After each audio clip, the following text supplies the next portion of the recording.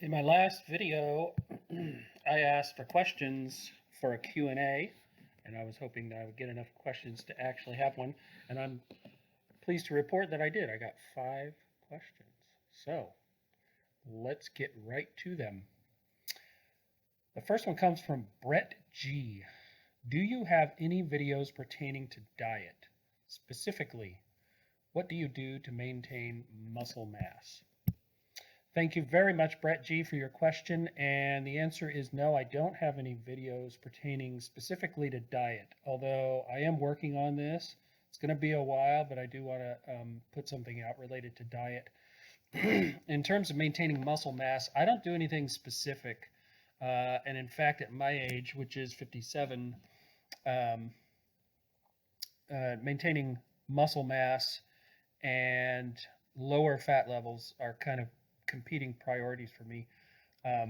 In terms of muscle mass, I know a lot of people are going to say protein is your top concern. It may be your top concern, but I actually don't really worry too much about how much protein I'm getting. I just make sure it's from a good source.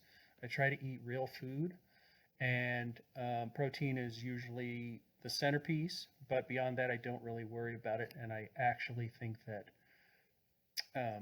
strength training is probably a bit more important for maintaining muscle mass. Now, if you wanted to put on muscle mass, which I don't necessarily, strength yes, but mass no, that could be a different story. You might want to look at protein requirements in the neighborhood of 1 gram per pound of body weight or something like that.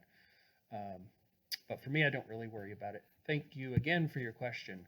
Second question comes from Apoorva. And the question is, after you get into working out and focus on good diet, you inevitably notice the bad lifestyle of the people around you who don't give a darn about their health, especially family members. How do you deal with this and make them aware that what you're doing is not some hobby or a leisure thing, but necessary if you want to stay agile in the long run? I've been making them read nutritional labels and asking them to at least go for a walk, but they think it's stupid or unnecessary. Okay, Apoorva, boy, that's a big one. I really appreciate your question. It's a tricky one for sure. I can identify with what you're asking me, and I can definitely sympathize with your concern and your frustration. And I really had to think a lot about this. What I would say is the most important thing you can do is lead by example. And that's what I try to do. From my own perspective, if somebody is nagging me or challenging what I'm doing, even though it could be with the best of intentions, I'm probably going to get a little bit offended and probably not listen closely. So I think the best thing you can do is lead by example. I definitely agree with you that good diet and an exercise program are extremely important, particularly as we age. But you can't make somebody do it if they don't want to do it. And if they don't see the importance, you can gently educate them. But like I said, I think the example that you set is the most important thing. Okay, next question comes from Nicholas, who says, do you find it easy to stay motivated while only training basics and dropping the numbers mindset? I've been considering switching to high-frequency calisthenics because it would fit better my working schedule, but I felt reticent because of that. So I think you're saying you may lose some motivation if you switch to a basic training program and not worrying so much about counting reps and so forth. So yeah, that's a great question, and I do find it easy to stay motivated. In fact, I think it's more motivating for me to do my workouts this way, which is frequent daily workouts of basic exercises and not worrying much about rep counts and things like that. This is actually what does motivate me.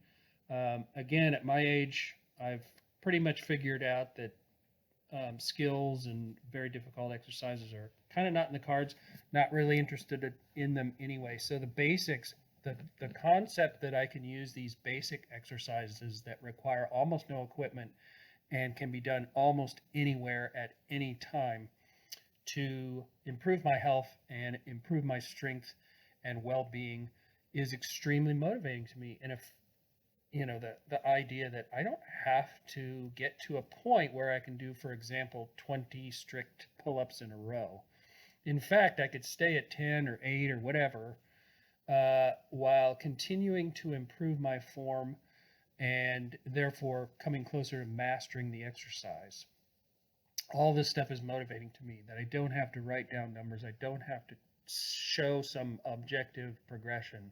So I hope that answers your question. It actually does keep me more in the game than if I were taking a different approach. Okay, next question comes from JD. How do you warm up and how long? Okay, another really good question, and I have to confess that I'm not the best warm-up person in the world, and I've been known to jump right in more than once. But I do recognize the importance of warming up and getting yourself ready for what you're about to do.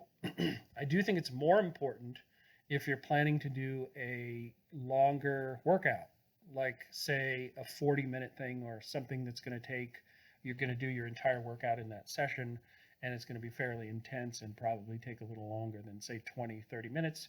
I think your warm-up is more important than if you were doing, say, micro workouts, which I do very often, which is just little pieces throughout the day.